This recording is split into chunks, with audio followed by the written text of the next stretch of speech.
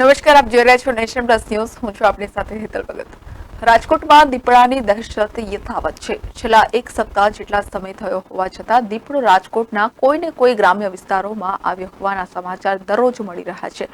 ત્યારે રાજકોટના રામનગર ગામમાં દીપડો પહોંચ્યા હોવાનો દાવો ગ્રામજનો દ્વારા કરવામાં આવ્યો હતો.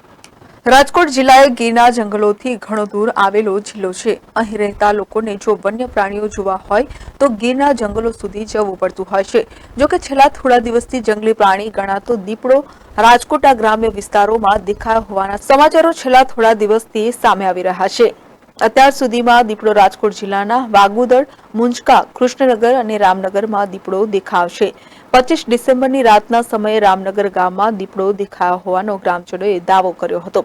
સીમ વિસ્તારમાં રહેતા અને એક વ્યક્તિએ દાવો કર્યો હતો કે તેઓ રાત્રિના સમયે ખેતરમાં હતા ત્યારે તેમને અન્ય એક ખેત મજૂરનો ફોન આવ્યો હતો કે તે ખેતરમાં તેમના મકાનની બહાર ન નીકળે.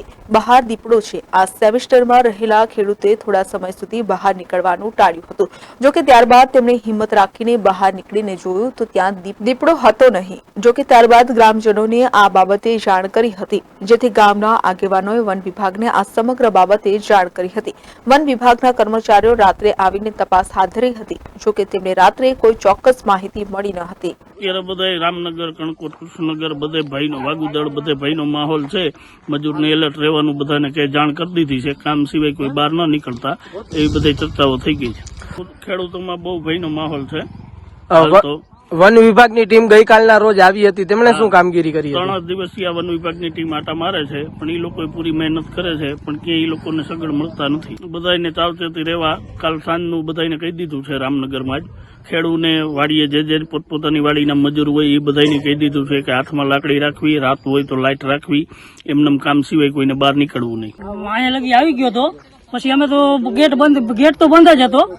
પછી અંદરથી અમે બંધ કરીને અંદર રૂમમાં બેસી ગયા હતા. ફોન આવ્યો તરત જ અમે તો રૂમમાં વહી ગયા. પછી અમે થોડીક વાર પછી ખોલ્યો, પણ પછી તો કઈ દેખાય નહીં. પછી તો આગળ બધે જોયું આગલામાં એમ તો ખોલીને. આશરે કેટલા વાગ્યાની આસપાસ આ દીપડો દેખાયો છે? 6:30 વાગ્યાની આડેગાળ. વન વિભાગની ટીમ અહીંયા હાજર હતી? હા, પછી તરત આવી હતી. ફોન કર્યો ને ગામમાં મેં. પછી ગામમાંથી એમને ફોન કરી દીધો વન વિભાગ વાળાને. પછી એને બધી તપાસ કરી, ચેક કર્યું બધું, પણ ત્યારે તો કઈ દેખાય નહીં રાતે તો. આ સમગ્ર બાબતને ગ્રામજને અમારી ટીમને જાણ કરી હતી. અમારી ટીમ રામનગર ગામ પહોંચી હતી. અહીંયા તપાસ કરતા ગ્રામજનોએ પ્રાણીના પગના નિશાન બતાવ્યા હતા અને દાવો કર્યો હતો કે આ પગના નિશાન દીપડાના છે. હાલ દીપડાના આગમનને લઈને ખેડૂતો રાત્રિના સમયે સીમ વિસ્તારમાં જવાનું ટાળી રહ્યા છે. Dhaval Gondaliya, Nation Plus News, Rajkot. સમાચારોનો સતત અપડેટ મેળવવા માટે અમારી નેશન પ્લસ ન્યૂઝની યુટ્યુબ ચેનલને સબસ્ક્રાઇબ કરો, બેલ આઇકન દબાવો અને ફોલો કરો ફેસબુક, ઇન્સ્ટાગ્રામ અને ટ્વિટર પર.